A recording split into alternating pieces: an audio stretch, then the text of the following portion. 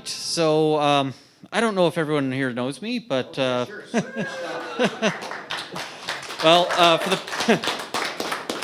for the people who don't, my name is Ian Runkle. I run a YouTube channel, Runkle of the Bailey. I also really enjoy fighting the government because that's kind of where things are. So how I got... I need your help because I'm fighting the other CP and CFOs. Well, let's one fight at a time. But I really got started in all of this, and my wife is here. She can back up some of this. So in law school, there is the giant aspect of so much work and so much stress, and I was like, I need a hobby. And I remembered I'd enjoyed shooting with my dad, and I thought, I'm going to get back into that. And then because I was a law student, I went, I need to make sure I don't run afoul of the laws here. How hard can they be? I'll spend a couple of, an afternoon or two just getting myself up to speed. And then afternoon or two turned into months, and I went through the wonderful phase of, I don't understand this because none of this makes any sense. And later I realized that I understand it just fine, and in order to understand it, you have to get to the point of realizing that our laws make no sense. And at that point I was hooked, and I realized that there were tons of people out there who are navigating the firearms rules and trying to figure it out and trying to survive in this world. And I went, this is what I want to do, and I've never regretted that. So we're keeping on pushing forward. And right now we are in, as people know, very difficult times for firearm owners. And everyone here, I'm sure, is either affected by some of the recent changes or friends are. And if you're looking at the recent changes and saying, I'm not affected, you may not have read them closely enough, or you're next. And for all the people who've always said, hey, I don't need to worry, these aren't my kinds of guns, look to Australia. Once they finish off with, the current rounds, they'll come back for lever actions, they'll come back for, and eventually they'll be saying, well, this kind of break action can be reloaded too fast. Look at this guy, Jerry Michalek can reload a break action or reload a revolver however fast. We got to ban these two. So what I'm here to talk about today is some of the pushback that we're seeing, because there are some heartening moments here. And one of the elements of that is the pushback from provinces with respect to the federal gun bans. So I want to talk about the Alberta Firearms Act and the Saskatchewan Firearms Act, which were put in place as responses to this and are intended to make life difficult for the federal government, which I approve of.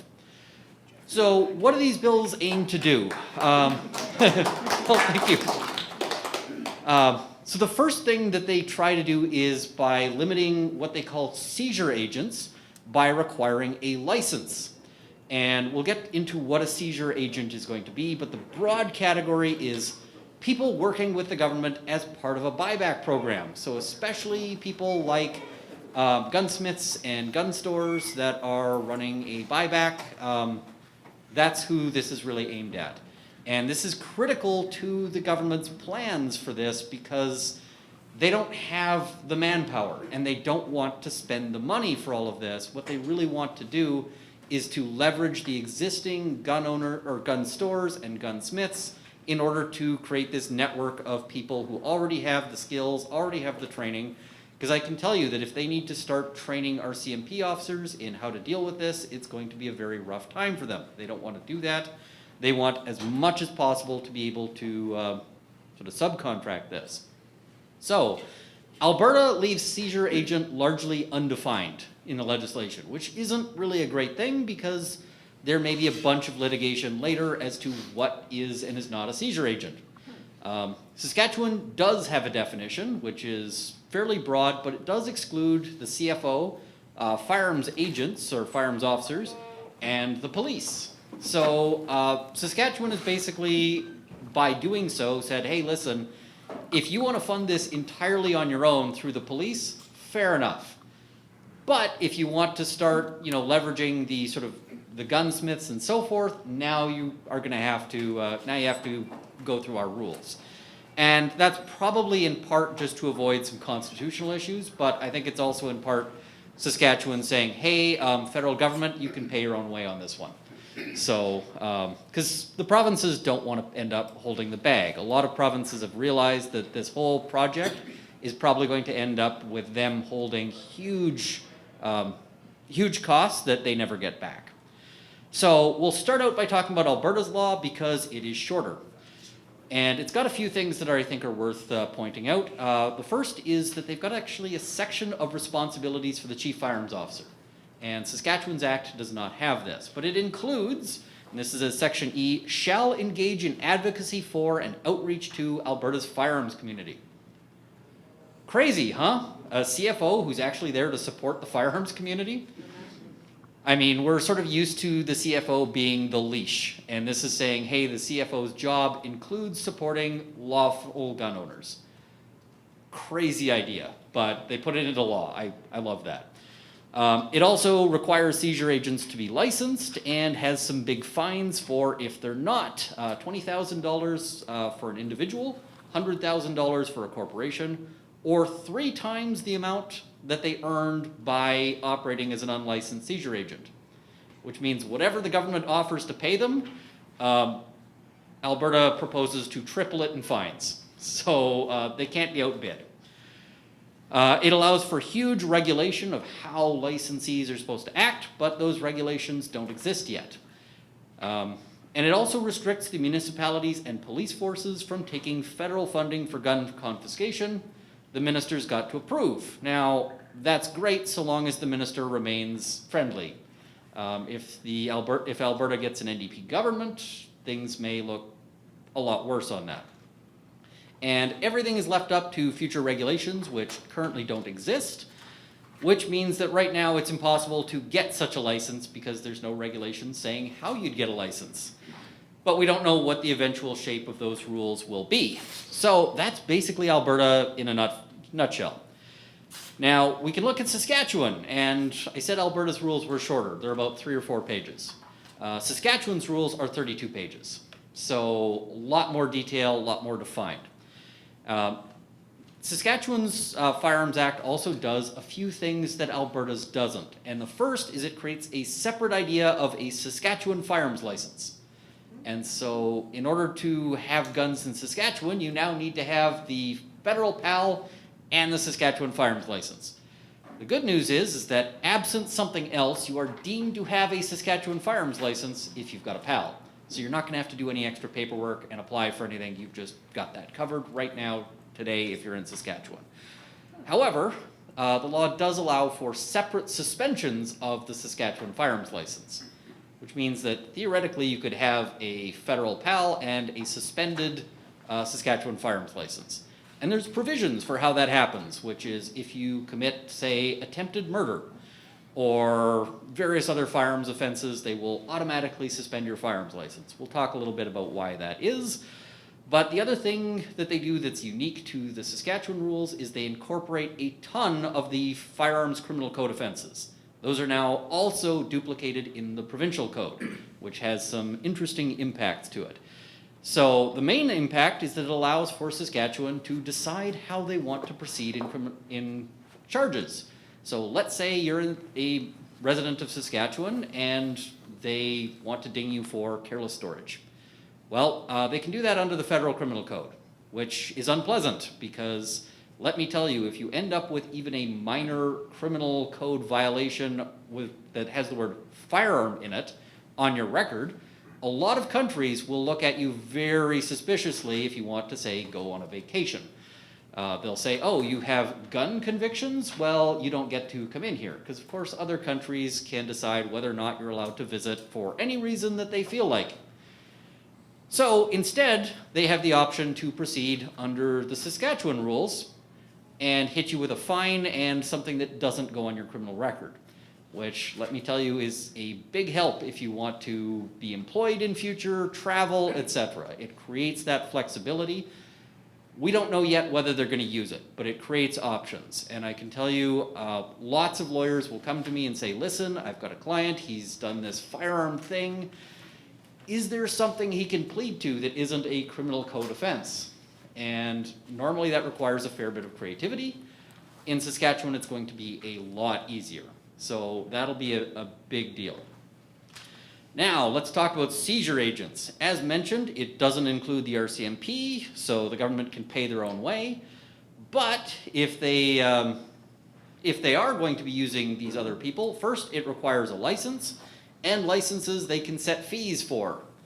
We don't know what those fees will be, but I have a feeling Saskatchewan's going to put that number upwards, because what we see in this bill is not that they want to really make life easier for the seizure agents. In fact, we're going to see the opposite. They've got to have liability insurance. So if they take your guns and damage them and they were supposed to give them back, they have to have insurance to make sure that they can pay for that, which is important. They also need to have training. And the first section of training is in safe storage, which is not going to be a big impact because we're talking about gunsmiths and gun stores. They almost certainly already have that training.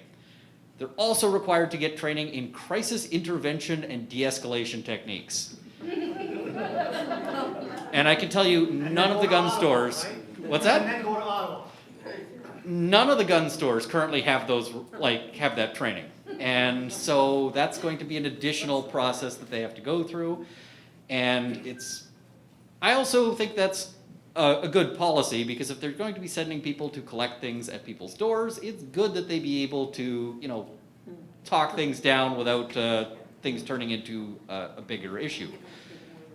They have transport rules that are over and above what is required by the federal law, and it requires various things, including tamper-evident locks, and one entry that is really hilarious. They have a limit on how many firearms they can transport in a vehicle at once. Now, I want you to think of the last time you went to the range, and just put this into perspective, because the limit is 3. 3 guns at a time. So, and it's got to be a windowless vehicle, it's got to have a locking box, so these gunsmiths are probably not going to be able to throw these things in their pickup, and they're going to have to invest in special procedures for all of this. We're really narrowing the field of how many gun stores and gunsmiths are going to be like, I want to sign on to this. All of this ends up putting more costs on the federal government if they want to have these people on board. Storage rules, big long list of safety procedures and so forth, but also humidity controls to make sure that your guns don't rust away while they're sitting in a safe, because they have provisions to appeal that say that they might have to give your guns back, so they have to take good care of them. They're also required to have 24-hour supervision by a licensed seizure agent. So remember that licensing process. They're not able to hire out to Garda or whoever else for this. They're going to have their own people there 24 hours a day, 7 days a week to watch wherever they're doing their storage, which gets expensive, especially considering that they also have limits on where this storage can be. And this limitation, if you've looked at sex offender registry stuff, they're borrowing from that, because they're not allowed to store things within 1,000 meters of any of the following. 1, a single or multi-family residential home or facility, including the home quarter section of a farm. So if you're looking around on London, Ontario, all of it is out. Next is a daycare, school, college, or university. A place of worship. Those are all over the place. A theater, arena, concert hall, or similar facility for entertainment events. A similar list for sporting events. A restaurant, and you might think that that's a silly thing to include. Why would they put in restaurants? Well, the one place in a city that you might be able to find a 1,000 meter circle that doesn't include a residential home is industrial areas. And what do industrial areas have? They have small restaurants, because those small restaurants, people got to eat, right? Warehouse workers go to eat, and so you get these little sandwich shops and so forth. Each of those little sandwich shops sets up 1,000 meters in every direction that you can't run one of these in. Hospital or medical clinic, grocery store, shopping center, pharmacy, including these little tiny things, or other similar location regularly attended by the public for the purchase of groceries. So that Handy Mart across the corner is probably also setting up 1,000 meter radius, or would be if it was in Saskatchewan. clothing, household goods, or similar items. So we're talking it's going to be real hard to put a storage facility anywhere. And the same rules apply for anywhere where they want to conduct destruction or deactivation. So good luck, and they're going to have to put this out in the middle of nowhere with somebody there staffing it 24 hours a day. And when I say somebody staffing it 24 hours a day, keep in mind seizure agents are also subject to a rule that they are not permitted to work alone. So they're going to have a buddy. Two somebodies, so that they can talk to each other, you know. Those people living on site now have a residence in the seizure facility. I assume that they aren't going to be living there, just hanging out overnight. But the other thing is when we think about they're having to make these trips at least 1,000 meters, but it's probably going to be way further than that, to pick up 3 guns at a time to take back to their facility in their specially modified truck with 2 people each time. How much is it going to cost to pick up your gun collection? Because, you know, a friend of mine has over 100 M1 Garands. He collects them. 3 at a time. That's, you know, with 2 people each time, that's going to be expensive. Oh, and they need a different 2 people at the destruction facility or at the storage facility because they can't leave them alone. So the next provision, the person who conducts the seizure must pay fair market value, which is going to make it also real difficult for the federal government because they would love to set compensation levels that are way low. And we're going to see part of that. I don't really want to sort of do a call out here, but we're looking at the CSSA, who is working to sort of establish values for retailers, and those values will be at like retailer prices. What are the retailers actually out? Which is of course, you know, wholesale prices, which is not what I paid for my guns. I paid retail, not wholesale. But what we're going to see, and this is a prediction, but I'm rarely wrong on these predictions, is the government is going to come back with those numbers and say, these are industry approved numbers. This is what you're getting for your guns. So they're going to want to pay us wholesale for guns we paid retail for. Well, this says that no, they've got to pay fair market value. And that's on the seizure agent to pay. So if the government says we're going to pay $1,000 for your $4,000 gun, then that seizure agent is potentially out that $3,000 because that's on him to make that payment. Who wants to be a seizure agent having heard all of this? I'm not seeing a lot of hands. Can I ask a question? Yeah. So this gives me hope what I'm hearing, but how does the jurisdiction between the federal government and the province work? Is there any... We'll get to some of the discussion on that because there is some division of powers issues and there's going to be fights. So fair market value, also interesting, covers a whole bunch of things, including the make, model, and caliber of the firearm, age and condition, firearms ammunition, any accessories that accompany the firearm, which is important because the federal government very much wants to pretend that accessories don't exist. They're saying, oh yeah, well we took your AR-15, the AR-15 is worth whatever, but who cares what scope, what optics, you know, all of that is on you, and you know, you're going to put your 3-gun setup on, oh right, we're not allowing any guns suitable for 3-gun. So here they'd have to pay for any accessories. Rarity and any other special features or similar factors that would enhance the value and collectability. So if you've made modifications, possibly including even things like, hey, I milled this out to accept a red dot, so now it's worth more. Any previous determination and various other things. So that is going to make this more of a process because now they have to evaluate each individual firearm for its value.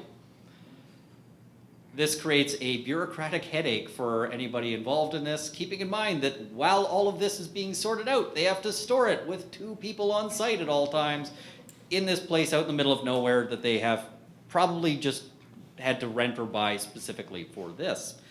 Every firearm also has to be forensically tested for criminal history. So they're going to have to do ballistic testing, they're going to have to do various other things, and the police have to sign off that they don't want the gun for each gun.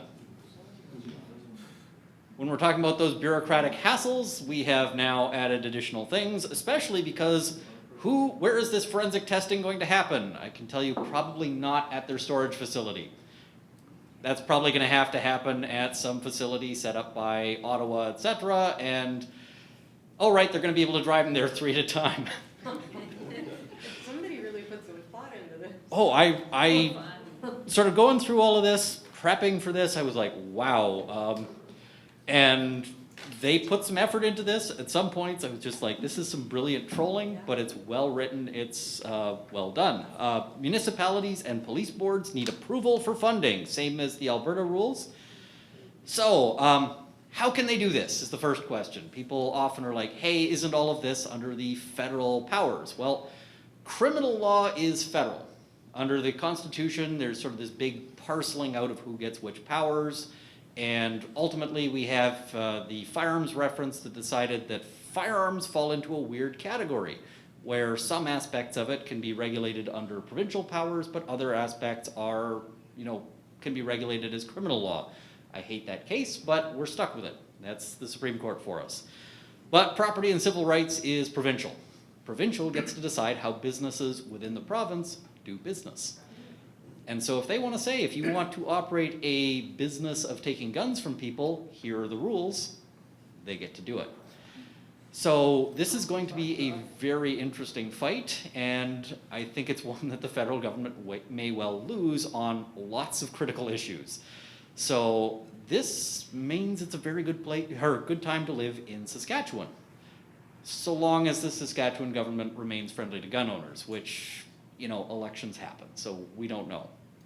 But what does this do? It limits the availability of seizure agents. As I said, lots of people are going to be, sort of cynically, there are a lot of gunsmiths and gun stores that have been going and sort of considering dabbling with this, because if your business was entirely doing gunsmithing for people's ARs, well, your business has evaporated. It's gone away. And so there's a lot of people with mortgages, with, whatever else going, well, I still need to pay the bills. I still need to feed my kids. I still need, unfortunately, the government has put us all in the position of having to make some tough decisions, and they're included. I've got some sympathy for people in this situation. But I think a lot fewer people are going to have their hands up if these are the rules. It ramps up the cost dramatically for the federal government, because the federal government is going to be doing everything that they can to try to keep those costs down, especially by doing things like going, oh yeah, well, we found that you could, way back when, get an AR for this price, therefore all ARs are the same price. So, it doesn't matter that you've got a, whatever, the first serial number of a Colt AR, they're going to say, well, we're going to price that out like it's an Norinco. So, and not just that, but like a Norinco that we got off, Canadian Gun Nuts that was going because oh, it's like new, I only backed over it with my truck a couple of times, barrel slightly bent, fires 1 time out of 3, that kind of thing. And it ensures compensation. If you're in Saskatchewan, this helps mean that even if you do end up having your firearm seized, that they're saying you've got to pay actual market price, which is going to be huge for a lot of people, because a lot of people are feeling the sting here. And if if you're a collector, some of those collectors are sitting on, hundreds of thousands of dollars worth of property that the government would love to price out at basically nothing. And I'll get to you in just a moment there. I'm just sort of wrapping up on this. But basically, I think this is fundamentally an excellent thing, and I hope we see more provinces picking this up. I'd love to see Alberta import a lot of the Saskatchewan rules. I want to see more of this. In provinces where we're not seeing this, we are still seeing some pushback. We're seeing a lot of provinces say, okay, you want to start seizing things, we're not putting up our own money. And if the federal government doesn't start saying, hey, we're going to promise money to those provinces, which they might, we may start seeing other provinces put in similar rules to sort of put the government's feet to the fire. So just wanted to sort of give you guys a rundown on all of that and sort of what we're looking at.